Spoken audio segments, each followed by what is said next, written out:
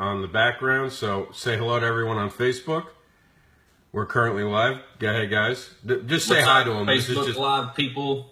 We're about to go live on YouTube, guys. I'm with the T.i.T.S creators and their artists. Let's not delay. I know everyone's got a busy day ahead of them.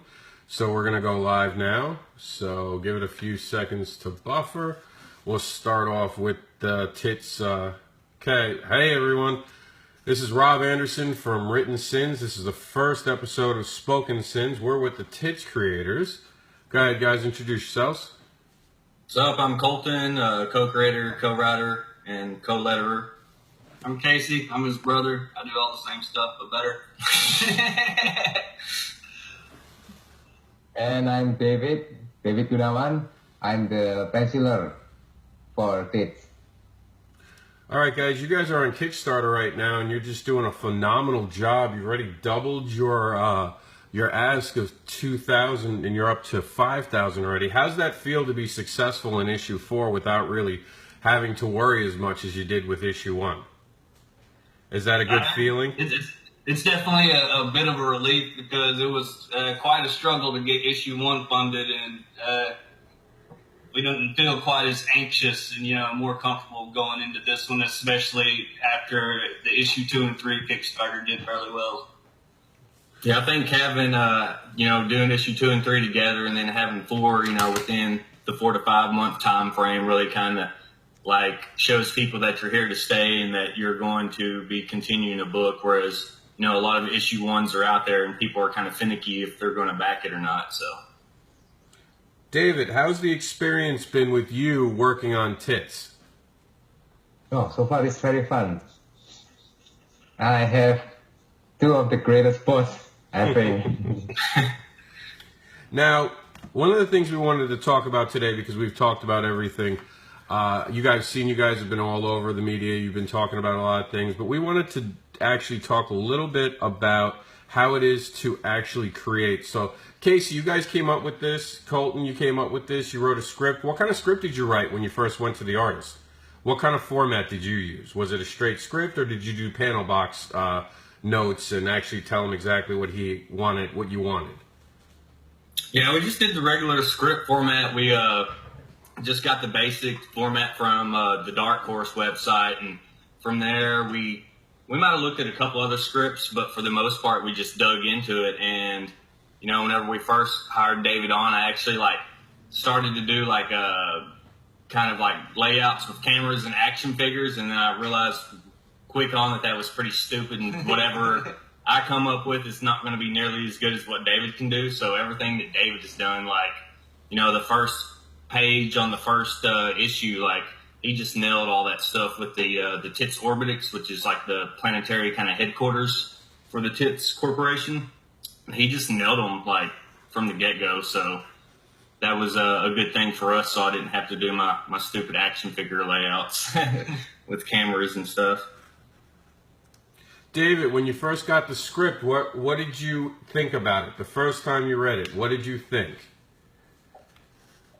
About the story? About the story, yeah. About the story. How did you see it come to life in your head as you were reading it? How did that process go? Did you guys have to talk a lot to figure out how the orbiter would look, or did their script instantly bring it to life in your mind? Yeah. They both give me a very detailed script, so I can basically just imagine how it's gonna be. The script they wrote so phenomenally detailed. It has everything I need to work on, like the floating island and the aura and stuff. Then they got it all. So I just have to follow the script. We would also send him a lot of reference pictures too. Yeah, and reference. True. I think that's very important when you guys are discussing. How did you guys actually discuss most things? This is one thing I noticed that a lot of people talk about. Did you guys actually communicate via Messenger? Was it mostly emails? Do you guys actually talk on the phone? I know everyone likes it a little different. Every partnership is different. How did your partnership work out? Was it face-to-face? Was it emails? How did you guys work? It's been email for the most part up until recently. This is just the third time that we've done a FaceTime with David. I mean, so yeah. I'm a caveman. Yeah, we're all cavemen, really. So, yeah, we started doing more of Skype FaceTimes and stuff recently, but that's not even a lot to do with the comic. It's mostly just hanging out and being, pals with David, and we'll just bullshit for the first hour and a half or whatever, and then the last 30 minutes we'll talk about tits. But it's mostly just bouncing ideas around and getting excited about new pages he sends us and stuff like that. But as far as, like, direction and production goes, it's here's the script, man, and he nails it 95 to 98% of the time with very little, if any, revisions. And so it's always great. We're just sending reference pictures via email every once in a while, but we hadn't even really done that much lately. So just doing that and talking through email about updates and stuff. But whenever we get on FaceTime and stuff like this, we just kick it. So now, let me ask you a question. When it comes down to character creation, how did you guys handle that? Did you have exactly, you and Casey and Colton, did you guys have the characters exactly how you wanted it, or did you give Dave the idea of what you wanted and see what he could come up with? Like, how involved were you with the character design? Well, with Blotter, I pretty much put on the exact same clothes he has, except for, some of the colors with, the shirt or whatever. So I had the headphones hanging off my neck, and I had corduroys on, and my hair was a little bit longer then, and in the vest I had an old vest that my dad had. So a character like that, it was exact, and then we had a cat. A friend of ours had a cat that kind of was like Skit-Scats, and it didn't have a tail. So David changed that up with the color. Instead of it being white, it's more like this grayish kind of purple. And with Starla, we gave him a general idea, but he just kind of did his own thing with that. All the little utilities you see, her gun and the radio and all these little things, are things that just David added in.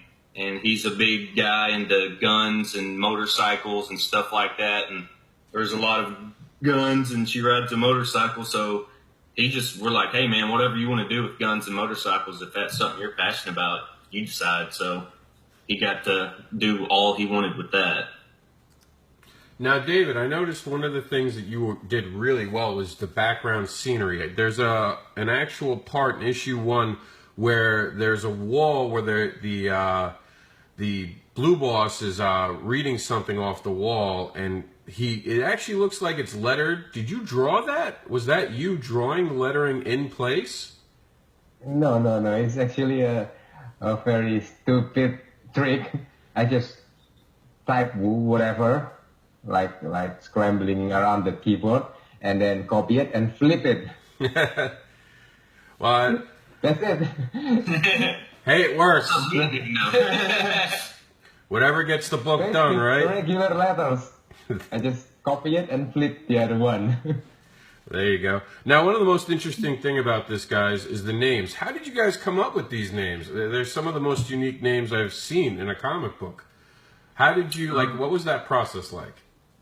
Well, we both kind of came up with the general idea of the characters. I kind of came up with the idea of the first 3 characters, then we developed them together. But as far as naming the characters in T.I.T.S goes, Casey just came up with all of them. It's kind of weird because I usually come up with the names of things, but for T.I.T.S, there's probably not one character that I've actually named. He's named all of them, so I'll let him answer that question. As far as developing the story concept and starting to figure out who these characters are, you just discover their personality, and then the name just kind of pops in my head, and hey, that'll work.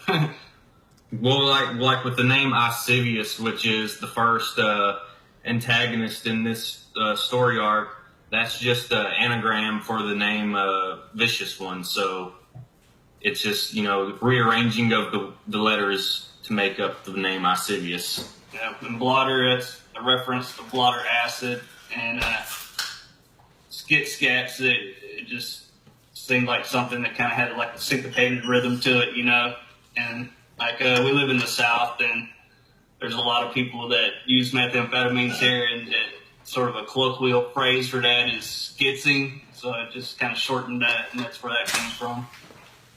Well, that's cool. From what you've heard from all your fans, who's the character favorite right now? Like, which character is the one that's the runaway hit, and was it something you expected? I think Starla is overall a character favorite with most people. And, I mean, people just like beautiful women, so it's not that big of a surprise, yeah.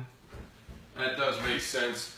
David, when you were making Starla, what did you have like intentions of with the character? Like, how do you draw her deliberately to be like? I guess the question would be her posing and her positioning. How do you reference that? Like, how did you come up with the idea of how she would walk? Because the guys can give you the idea of what she looks like, but how did you decide how she would carry herself and her movements? Did you watch any certain shows? Did you base it on any characters you've seen in movies? Like that personality that you draw. She has a lot of personality in how she moves her body. How did you come up with that? Yeah, I look at some martial art reference because Carla is martial artist.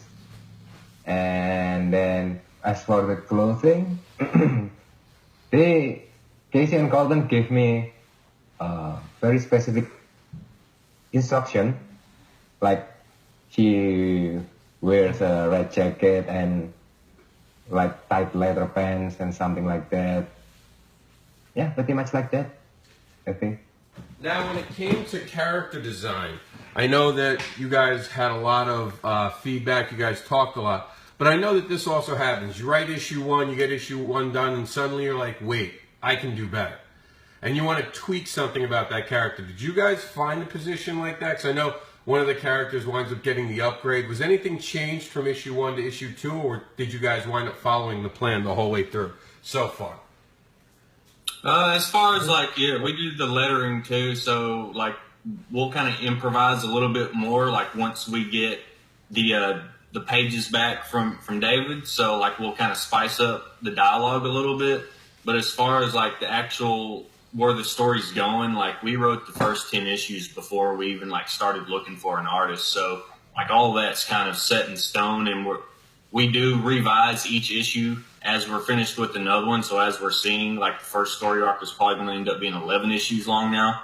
But yeah, as far as like the direction it's going, it's kind of set in stone. Most of our revision was like we gave David the script and he did the character designs, and then he started on issue 1, and that like really inspired us to go back and review the subsequent issues. And I think we were even doing revisions on issue 1 script as he was doing it, to be like, oh, we could make this better, you know what I mean? And then like we just kind of carried on that way, so that we could give him something that was as interesting as possible to draw, you know what I mean? Now, David, how would you say that you've been responded to? Like, have your friends read it? Is it something that people know you're doing? Like, how's the response been from you as the artist in it? Have you found that you got more followers because of working on T.i.T.S? You know, what has the general feedback been? Actually, not really. This type of comic is not very popular in my country. So it's just a couple of my close friends who supported me who write the comics, but it doesn't sell in here. Too bad. Casey and Colton, for you guys, I know it's been a big night and day difference from issue 1 now to where we are at issue 4. How has the support been? Have you noticed things changing as you guys actually developed the story and you've gotten this big following starting you now on Kickstarter? It seems like when you have a Kickstarter started, you're almost already funded. How has that been? Do you get more and more fans every day? Are you noticing spikes? Are you noticing people coming to you and talking about it to you? And what do you hear the most about? Like, what's the #1 compliment you guys hear? We have a couple of people that back the Kickstarter that are really into it, and they message us and tell us about it. You know, it's just kind of out there. It's another comic on Kickstarter. You know, I don't feel like we're super successful or anything. You know, it's just one of those things you got to keep grinding at. But as far as compliments go, we've had a couple people do unboxings, like the Unboxing Brothers. This guy in Germany does them, and they just talk about how bizarre and kind of weird and different T.i.T.S is, and that's in essence what we want the title to be remembered as, is something different, because Blotter and Scats are zany characters. Icilius is a very different kind of android, as you see from issue 3 and some more in issue 4. And Starla's just this badass chick who's very independent and strong, but she gets a lot of shit from her coworkers, you know. So we just are trying to have the characters stand out and be very character driven as we slowly unfold the plot. You know what I mean? Now, of course, almost all of the feedback we get, you know, is about how good David's artwork is. Nobody's yet been like, oh, that's just okay. You know, if somebody says something about it, you know, as far as feedback goes, it's definitely very positive. So that's a good thing. well, now I know a lot of people and a lot of writers and a lot of artists say, I can't find someone to work with. So how did you navigate that road? How did you guys come together? Like, how did you meet? How did you get the ball rolling, as it was? We put up an ad on DeviantArt, and David was one of the people that responded to it. So we had him do some character designs, and it was love at first sight. Yeah.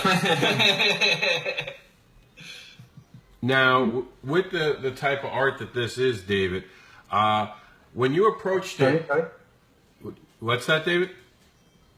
No, the line is breaking up. Oh, can you... I can't really hear. Can you hear now, David? Can you... Yeah, it's now clear. Oh, okay. I was saying, David, when it came to doing those first couple designs, why did you pick the style that you did with it? Was there a particular reason, or is that just, this is your favorite style of drawing? I mean, it's spectacular, but is this your normal way of drawing, or was this special just for the Colton and Casey story? No.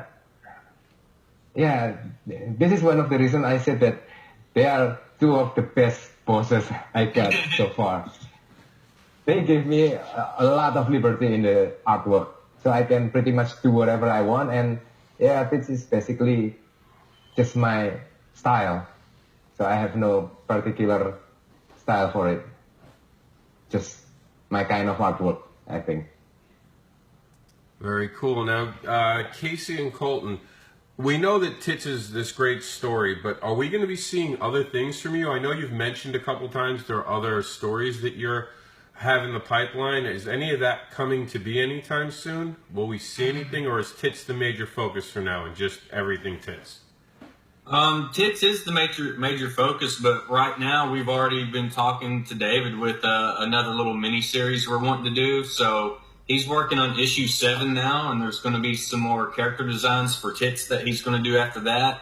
And while he's doing that, we're going to have him go ahead and do a couple more character designs for our other title that we have in mind. I'm not going to tell a lot about it right now, but it's going to be kind of like a diesel punk kind of thing going on. So he's already done the main character design for it, and it looks pretty badass, and we're pretty excited about that.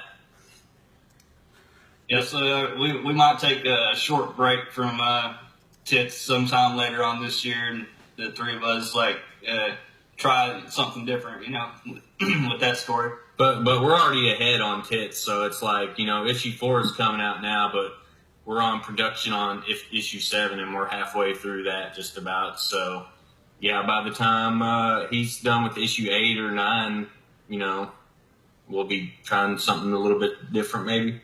We'll see. Now, that's an interesting point. You guys seem to be able to get these comic books not only drawn and put together, but you're actually delivering them faster than any other Kickstarter I have seen.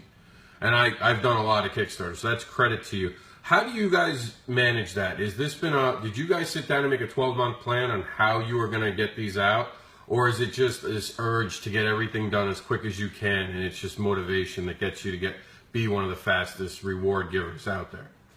I mean, being one of the fastest is something we take pride in, because we've heard of a lot of people that, you know, it takes forever for them to get the Kickstarter rewards, and we don't want to be that people, you know, those people on Kickstarter that are having a lot of lag time in between issues. And for us, it's all about just trying to build up a fan base, you know, and we're way ahead on production before we even did a Kickstarter, you know, trying to submit to publishers and stuff. So, I mean, one of the things of having a good fast turnaround on Kickstarter is just already having the finished product. So it's like as soon as the Kickstarter's over, David's already done the CYMK conversions, and we got a couple more things he needs to do. But after that, it's going to be ordering the comics, and just as soon as they get to our doorstep, we're already ready to start packaging stuff up and send them out within that week. Now, in the upcoming months, is there going to be any Comic Cons that you guys are going to be going to? Is that on the radar right now, or is this going to be mostly through Kickstarter and word of mouth? Yeah, it's just going to be Kickstarter and word of mouth right now. Like, we did 5 cons last year, and it's an extra burden, I think, as far as expenses go at this point. And maybe once we have the full, first story arc completed, we'll start going back to cons. But it's just, right now, it's not financially viable. In our experience, it hasn't resulted in any backers on Kickstarter, so it just doesn't really make sense for us at this point. That makes sense. All right, guys, we're about winding down. David, where can we find you on DeviantArt? Can we find you on Facebook? Is there a particular site that anyone can come and like and follow you and follow all the things you have going on? Cool. My DeviantArt page is G. How do you say? G. Dash. G-David. .deviantart.com, and Facebook page is David Gunawan. Gunawan. All right, David. The art is fantastic. You do a great job with the art. Colton Casey, Thank you. how can the viewers wind up reaching out to you and seeing, besides obviously being on our website and being on Kickstarter right now, how can they stay in touch with what you guys do on Twitter and Facebook? I guess Facebook would be the best place to, if you want to follow us and stuff, and that's just facebook.com/Transmigrant Productions. Now, we're going to let you guys do your elevator pitch to anyone who's never heard of this somehow, and this is a brand new thing for them. Just take a minute and walk us through, like, if you were consider you're in an elevator with an executive you want to sell this to. But before we do that, I have one question. Will there ever be a Skits plush doll for a future Kickstarter? Is that something you guys are thinking about? Because that seems to be a big trending thing now, everyone making plush. Is that something we could see? We might consider doing that. We've actually been asked from like Larry or the Unboxing Brothers or somebody like that before. So yeah, we'll definitely look into that. We're doing the wall scroll for this one. We're wanting to do something different for issue 5, and I think we're going to do like a puzzle or something like that. But yeah, I mean, I haven't looked into it yet to see how much it costs, but yeah, it's definitely something to consider if it's a demand for it. All right, guys, give us the elevator pitch. Tell us why people should be interested in T.I.T.S. Why is it such a great product? T.I.T.S is a action-oriented sci-fi comedy series. It's going to be an ongoing series. There's going to be a lot of stuff in store. We're not going anywhere. We're not going to disappear anytime soon. It's basically about a drunken cab driver named Blotter and his irritable navigator cat, Skitscats. They get sent to Earth on a mission to pick up a transmigrant and take them somewhere else in the multiverse to their intended destination.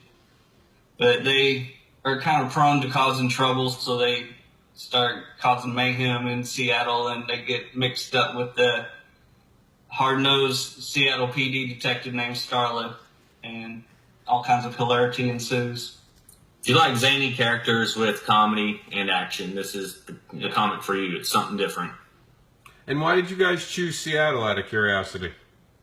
We lived there for like 3 years, so it's just the city that we are infatuated with. And the missing transmigrant, when are we going to see him? I haven't noticed that he showed up yet.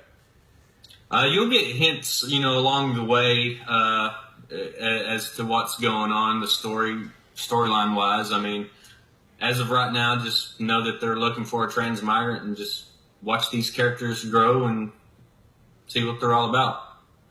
All right, guys. I know I'm excited about issue 4. I got to read all 3 issues last night, so I'm now having an itch I need scratched. So get it out to me as soon as you can. Thank you for joining us.